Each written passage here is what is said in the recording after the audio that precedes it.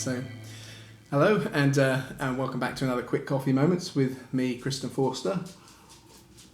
That's good. I have to confess, well, not confession, it's a really lovely thing actually, that since the last Quick Coffee Moment that we did, somebody anonymously sent me some posh Caravan Coffee Roasters coffee just to enjoy while I'm taking a few moments with you. So in the light of that, I would like to kind of just add that I am particularly fond of Mercedes. Yeah, okay, that's not going to happen, is it? Anyway, this morning I was, it wasn't this morning, it was the other day, I ran across some research by a cosmetic researcher lady. Her name is Danusia Wanek. Yeah, and she works for Good Housekeeping. Actually, oh, hey Danusia, nice to see you. And Danusia is recommending that you take your coffee grounds and you spread them over your face. So I'm going to say, if you want to try that as a beauty tip, please send me a photograph. I would enjoy that very much. Actually, it might be just worth taking a minute or two, because I actually found an interview with Danusia, just to find out a little bit more about the lady, shall we? So let's do that.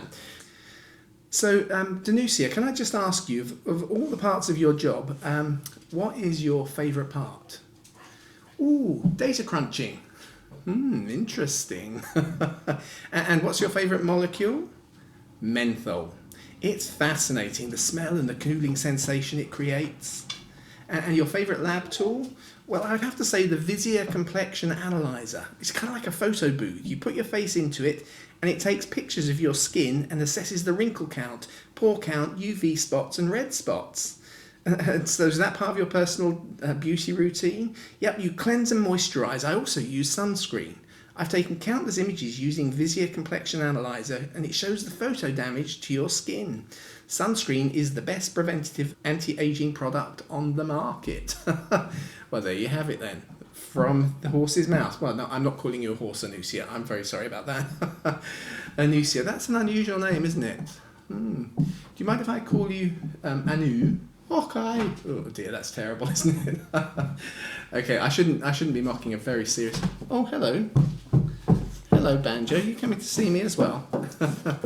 I shouldn't be mocking a very serious scientist here, but that final statement about anti-aging, Jesus says, isn't it, in Matthew 6, I think it's verse 27. We were thinking about this the other week. You can't actually add a day to your lifespan by worry. And that's true. Obviously, I'm not going to say it's not true, am I? That's true because Jesus said it. That's true, but what Jesus didn't say, but actually if you turn it around, we would understand in the modern context, is you can take days away from your life by anxiety. When you start to get anxious, what actually happens is you trigger corticotropic releasing hormone from your brain to the pituitary gland. It goes down to your kidneys. And there it releases a various cocktail of things, including cortisol, which causes more anxiety. So you get anxious and you trigger a hormone that's going to make you more anxious. And cortisol affects every cell in your body. It produces extra sugar because it thinks you might need a bit more energy. So too much stress, too much worry then produces the conditions for diabetes to arise. It takes away energy from things that it doesn't think you need in the short term. So things like skin quality, as Anusia would want to know all about, that starts to go down. Your hair quality goes down.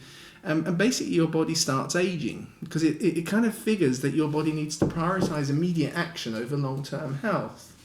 So worrying about the future doesn't just not add a day to your life. It actually, in very real terms, draws things away, sucks things away.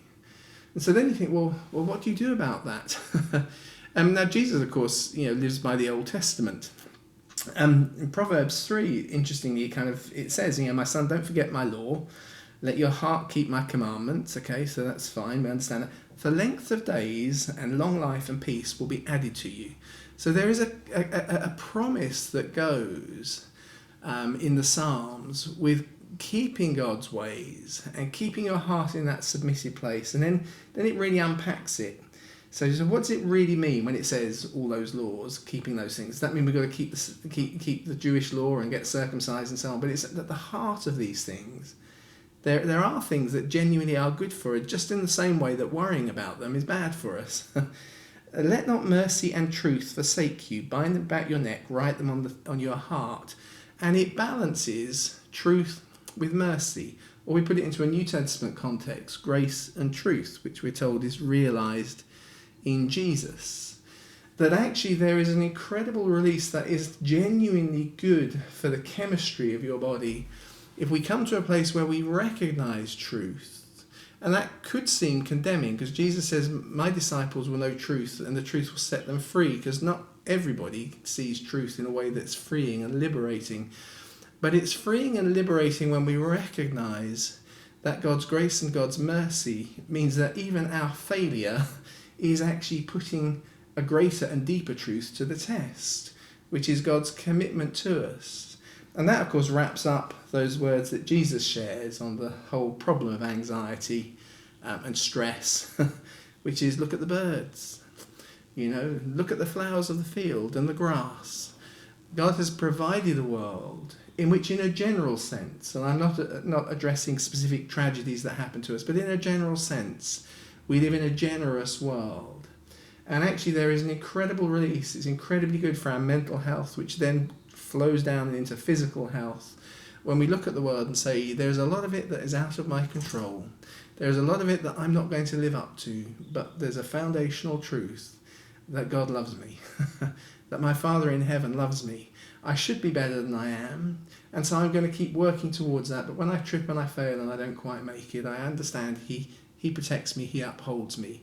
He cheers me on and encourages me on the journey. And so I start to release the strains and the pressures of, do I need to do it this way? Should I do it that way? How's it going to work on this occasion? And by releasing those things, I take away the things that actually rob me of life as time goes on. And actually I put myself into a place of relaxation that says truth does exist, but there's mercy in the mix as well. And that's an incredibly liberating, freeing emotional state and place to be in. So I think Jesus really did understand the truth of those verses in Proverbs. If we really get hold of God's law, not just the top superficial layers, but the deeper layers, then we understand His fatherhood and His parenthood around us and His protection around us. And now it's not simply a case of saying, oh, don't worry about it. It's saying, don't worry. Don't worry, because God is with you. Father is with you. And how much more does He desire to give you good things? So that's my quick coffee moment this morning. And again, thank you for whoever sent me this Caravan Coffee Roasters. And I look forward to seeing you next time from the front seat of my Porsche. Oh no, I said Mercedes-Benz, didn't I? See you around.